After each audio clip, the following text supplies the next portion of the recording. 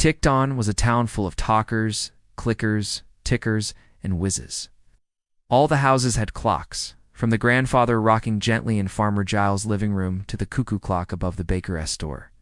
There were even clocks on the shoes of the mayor's to prize storks, and all of them used to tell the townspeople when it was time to bake bread, plant potatoes, or feed the chickens.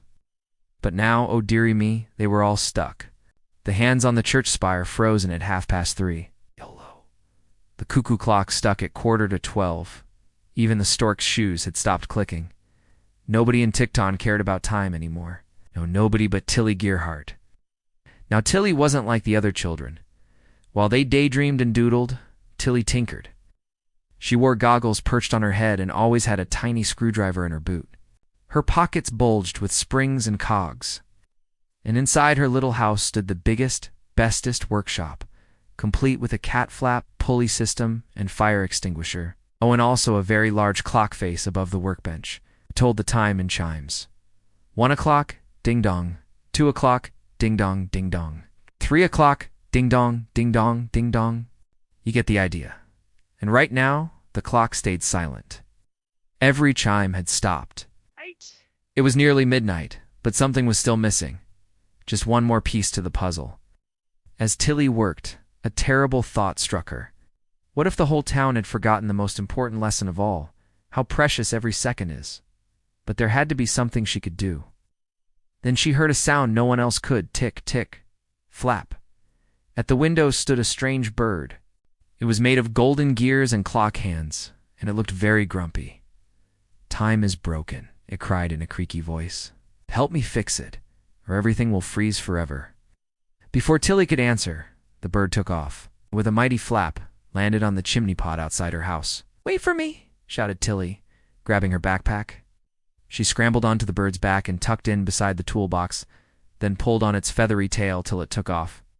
Whoosh, they flew into a swirling spiral of glowing stars, until they reached an enormous clock face in the sky. The great clock of time. Its hands were still, its face blank. "How do we fix that?" asked Tilly, hugging the toolbox. The Clockbird sighed. "The hands won't move until we're back in Tickton. But first, we need to find 3 pieces to fit the clock. Without them, time will freeze forever. And we don't have much time to find them." With that, the Clockbird swooped down towards the earth. Tilly squeezed her eyes shut, then opened them to see that they were falling fast through layers of the sky. First through clouds like cotton candy, then through fog thicker than porridge. Finally, they landed in a clearing. Around them stood trees with leaves the color of emeralds, flowers that glowed and gurgled, and birds that sang in perfect harmony. It was the land of now, where time stood still. "I think we're early," said Tilly, confused. Clockbird gulped. "This isn't good, we need to hurry."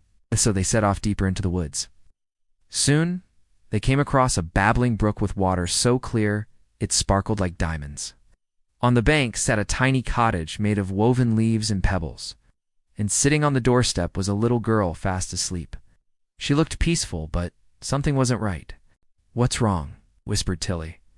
"She's wasting time," said the Clockbird sadly. "In the land of now, time stands still, but people still pass away. If she never wakes up, she wastes her whole life sleeping." Tilly knew just what to do. She rummed family till her cheeks were red and hollered as loud as she could, "Wake up, little princess, or you'll be late for your happily ever after." The girl started. She yawned and stretched, then smiled and skipped off to adventure. The Clockbird cheered. That's 1 piece of time saved. But they had 2 more to find, and time was running out. So off they flew, swishing through thick, creamy clouds until they reached a dark cave hidden behind a waterfall. Inside lived the Time Eaters, shadowy figures who gobble up wasted moments. "Stop, thief!" cried the Clockbird. One of the Time Eaters lunged for Tilly. "You can't save time," it croaked, snatching a second from her backpack. "Ha!" it cackled, as the second vanished inside its mouth. "There are too many of them," gasped Tilly, "and they're getting our time back." The Clockbird was panicking. Suddenly Tilly grinned, "Then let's give them a reason to run." And taking a deep breath, she ran as fast as she could. The Time Eater screeched and slithered after her, leaping over bubbling lava rivers, sliding down slippery ice walls. chasing her through prickly briar patches and under grumbling thunderclouds. All the while, Tilly dodged and darted, keeping just out of their reach. At last they burst out of the cave and soared high above Tickton, where the last piece of time was waiting for them. It was in the sky, perched on the minute hand of a giant floating clock, which also happened to be the biggest thing Tilly had ever seen. She clambered onto the hand, tickled the moon in the face, and fitted the last piece into the clock. It was cold and smooth like ice, and shone like a star. As she turned it, the clock sprang into life. Ding-dong, 1 o'clock.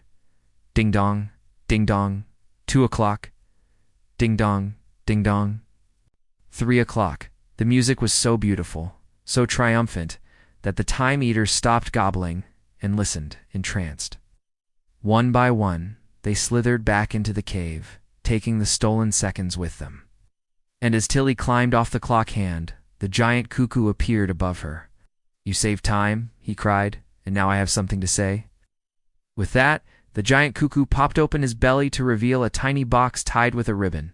It was no bigger than a thimble and made of pure gold, except instead of jewels, it had cogs and springs. "A pocket watch," said Tilly, breathless with excitement. The giant cuckoo nodded. "It's yours for saving time. Now, take care, young hero. Time waits for no one." So with a final wave, Tilly jumped onto the back of the Clockbird. Whoosh! They shot back down towards Tickton, where the people were stirring. The mayor yawned and scratched his head. The farmer stretched and patted his cows. The baker kneaded his dough, and the 2 storks took flight, flapping their wings. Time was passing again. Tilly smiled. She understood now. Time didn't stop because the clocks broke. It stopped because people forgot how precious it was. But thanks to Tilly, everything was working on time again. On time to grow sunflowers.